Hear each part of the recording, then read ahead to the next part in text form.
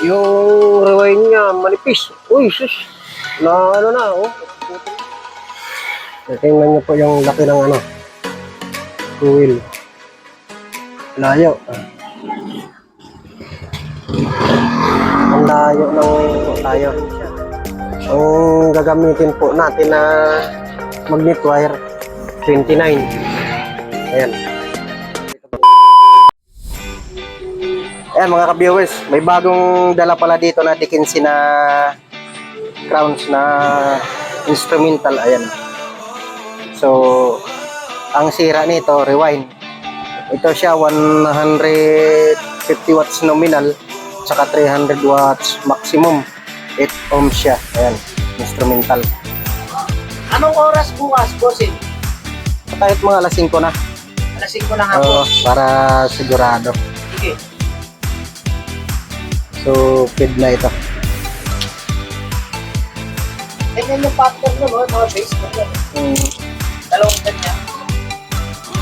Mid-high lang din yan eh. Ganyan yung ano ko eh. Kaso ano yun, nakalagay yung woofer. Dalawa. Ay, woofer. dalawang sub. Kapag sab mo, ganda yun. Dalawang sub ganyan eh. Kasi ang instrumental kasi, malalim yung kon, mababaw yung spider. Kapag ginamit mo pang bish, sagad, sumasagad dito sa ano. Hindi kagaya ng mga yung woofer at saka yung sub, medyo mataas yung spider nun. Kasi pwede mo siya gamitin na pang bish. Dalawang sub. Dalawang sub mo. Yan, so ito bukas na po ito ng hapon kukunin. Babaklasin na po natin itong speaker na Dickinson na dala kahapon. I-rewind po natin.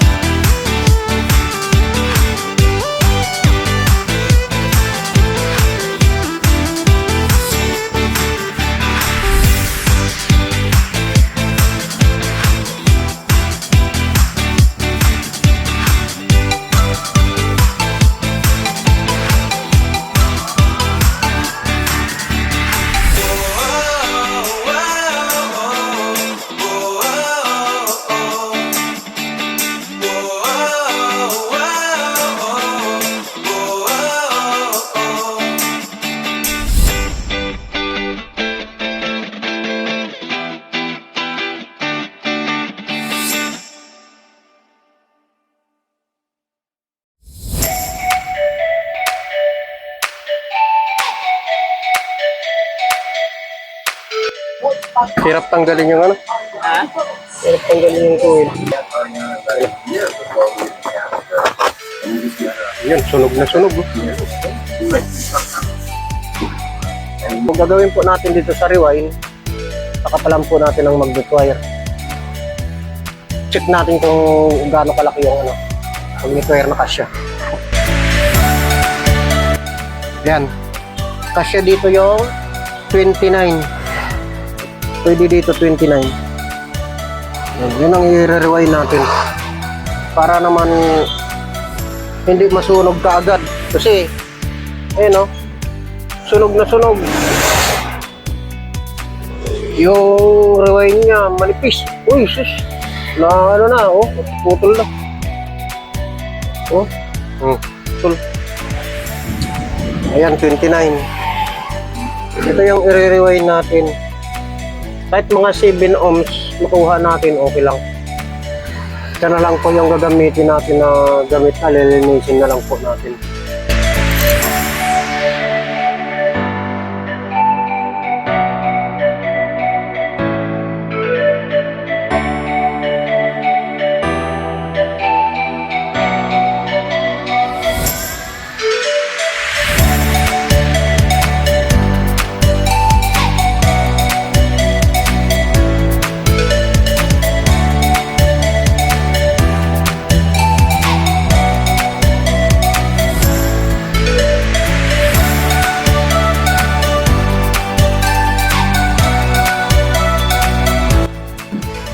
Ayan, magre-rewind na po tayo. Ang gagamitin po natin na magnet wire 29. Ayan. Ito gagamitin natin. Para kahit gamitin ulit sa power amp, hindi agad-agad masusunog.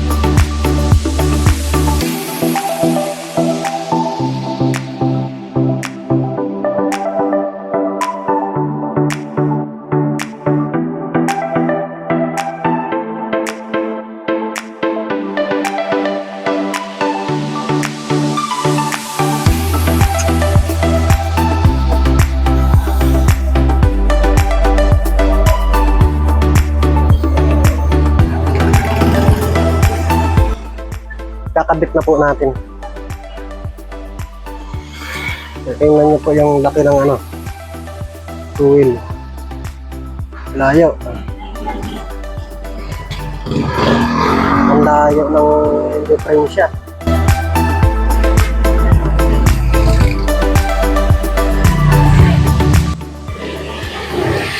Ayan, para mid-high po siya.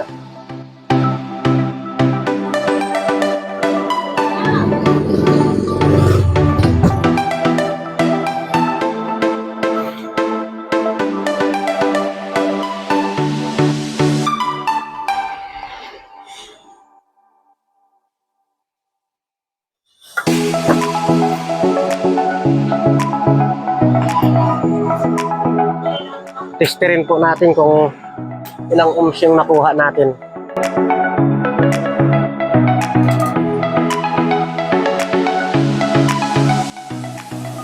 Nangin muna natin.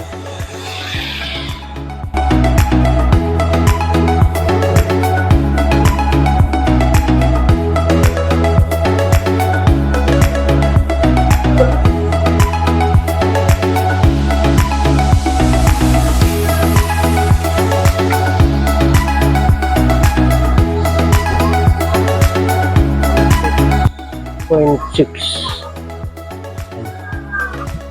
6.6 ohms.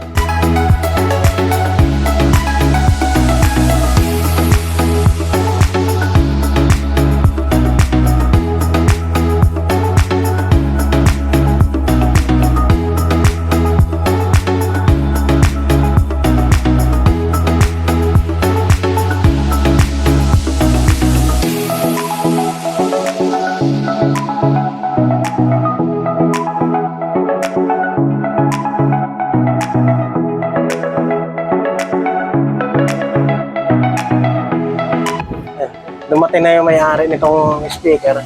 Ito pala, binago ko yung rewind. Pwede mo nalakasan ito. Kasi ito yung rewind niya eh. Naano ako eh. Baka pag nilakasan mo, yari na naman. So, yan. So, binago ko rin yung yung bobbing niya. Pinalitan ko rin ng ganito. Aluminum.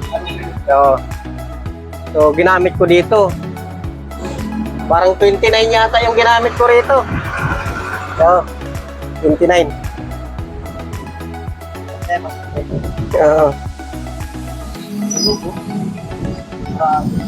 Oh, grabe. Sunog na sunog. Oh. So, ngayon, titesting natin to. Saksak pa naman sa power up. Ay, sa power ramp pa na yung saksak yan. Patay. Lugi. Nakita ko sa utol ko pintuan. Oo. Di, dalahin mo. Sabi mo, nadali mo ah. Pwede ka mo yung ginawa. Ang galing. Nakita ko to sa kapatid ko.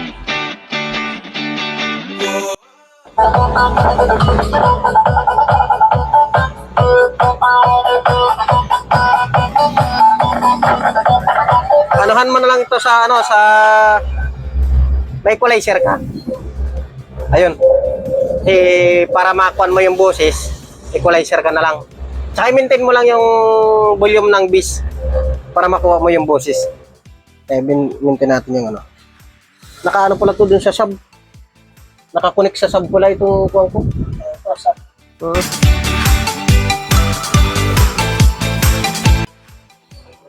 Kala ko hindi nakakonect sa sub.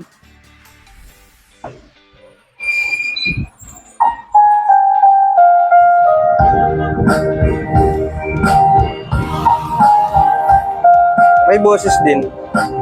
Si ano to siya? Whooper.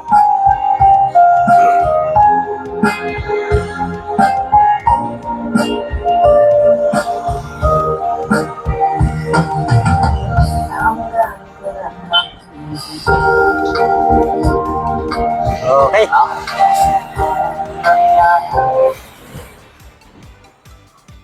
Kahit lakasan mo ng konti, pwede na yan. Pero wag lang naman yung todo. Kasi, hindi talaga kakayanin yan. Okay, boss, salamat. Okay, thank you. Yan, nakuha na po yung speaker na D15 na pinarewind dito.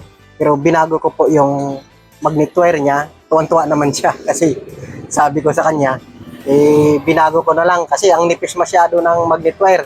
Tininan niya, sabi niya, ako na lang yung nagbago ng rewind. Pinapalang ko na lang siya ng 29 para hindi naman agad-agad masusunog. Kasi napakanipis yung magnet wire. Yung pinakita ko nga po sa inyo na napakanipis masyado, sunog na sunog siya. Lalo na pag nagamit yun sa power amp na naman, yari.